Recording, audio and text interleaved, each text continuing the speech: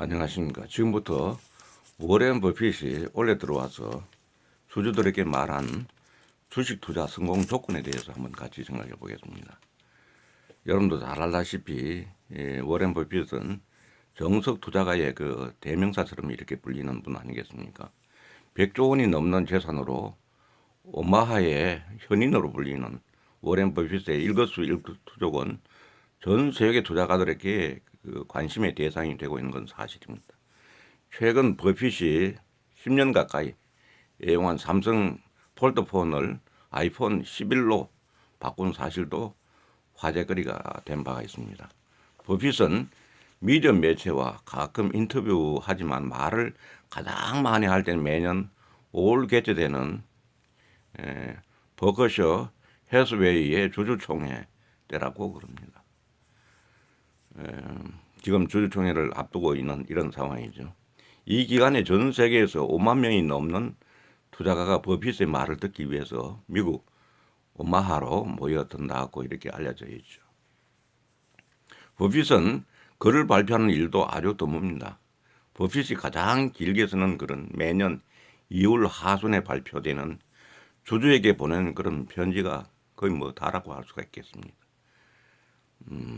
올해도 버핏은 A4 용지 13페이지에 달하는 장문의 글을 통해 버커셔의 투자와 기업들에 대한 자신의 생각을 전했습니다.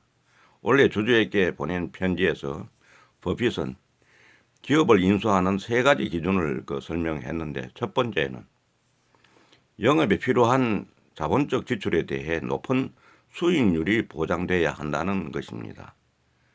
실제로 지난 10년 동안 버커셔가 보유한 기업들의 유형자산 투자 규모는 무려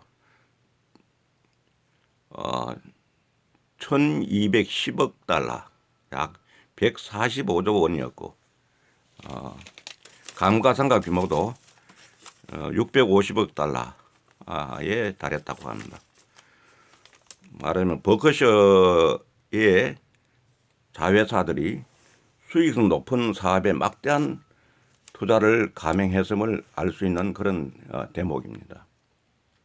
두 번째는 반드시 능력 있고 정직한 경영진이 경영하는 기업이다 하고 이 부분은 오랫동안 그렇게 이야기하고 있는 것입니다. 버핏은 인수 합병 전에는 경영진의 능력을 깐깐하게 따지지만은 인수 합병 후엔 경영에 일절 간섭하지 않는 것으로 유명한 것으로 되었습니다. 결국 경영은 사람이다 하는 그런 부분에 대해서 이분은 높게 평가를 하고 있는 거죠. 그분을 아주 신뢰를 하고 있는 것입니다. 한 번 제대로 하고 나면은 믿으면은 맡겨버리는 거예요. 일체 간섭을 하지 않는 걸로 유명합니다. 세 번째는 비싼 가격이 아니라 적당한 가격에 인수할 수 있는 기업이어야 합니다. 아무리 좋은 기업이다 하더라도 매수할 때에 높은 가격이면 이게 상당히 수익을 내기에 힘차고 또 경우에 따라서는 많이 적자도 볼 수 있는 그런 상황입니다. 샀다고 해서 다 흑자라고 되는 법은 없고, 이 워렌 버핏도 상당 부분은 적자를 내고 있는 그런 기업도 많다고 알려져 있습니다. 버핏은 좋은 기업이라도 절대 높은 가격을 주고 사지 않는다. 이게 아주 중요한 또 대목입니다. 좋은 기업의 가격이 합당한 선까지 떨어졌을 때만 전화를 한다고 합니다. 떨어질 때까지 기다리는 거죠. 그때까지는 일체 요지부동이라는 겁니다.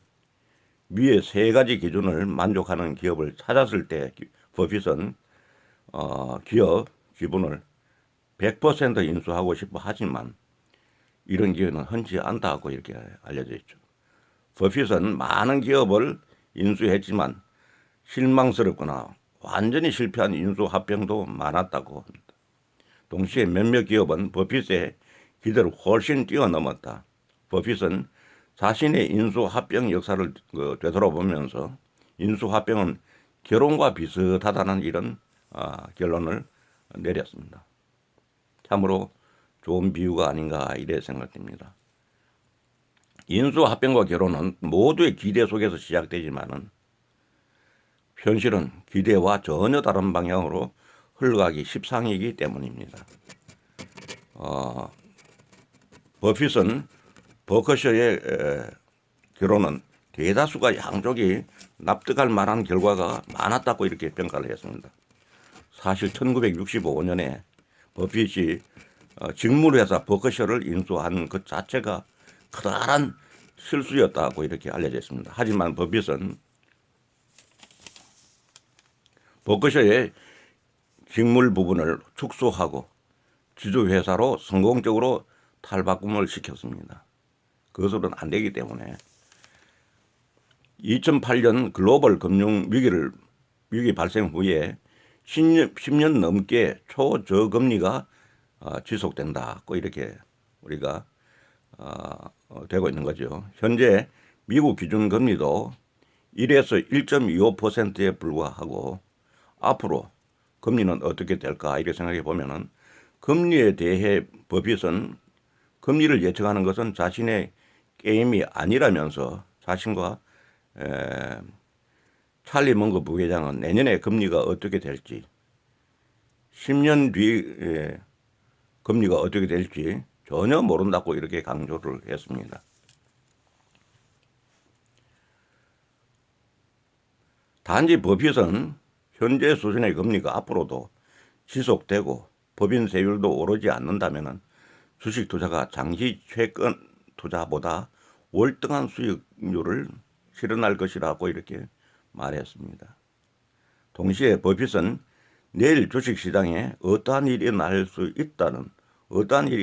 있다는 경고를 잊지 않고 있습니다.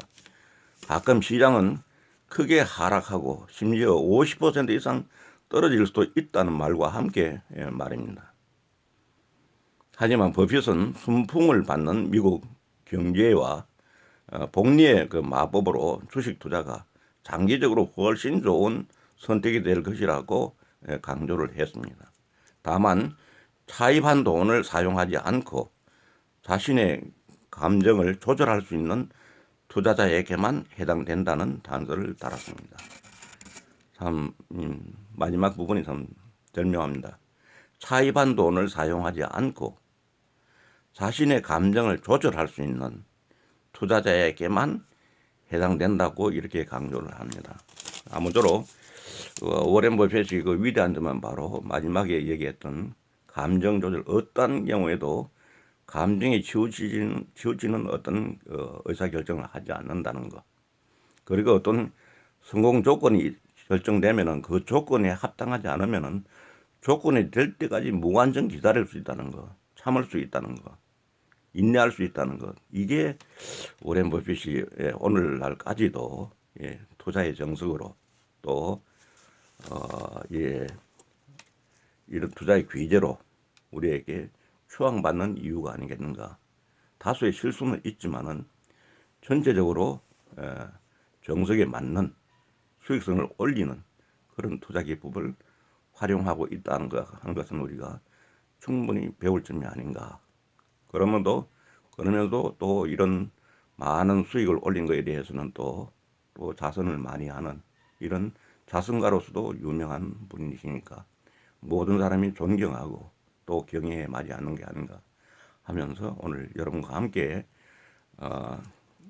그 워렌 버핏으로부터 주식 투자에 대해서 한 수를 배우는 계기가 되었으면 합니다. 감사합니다.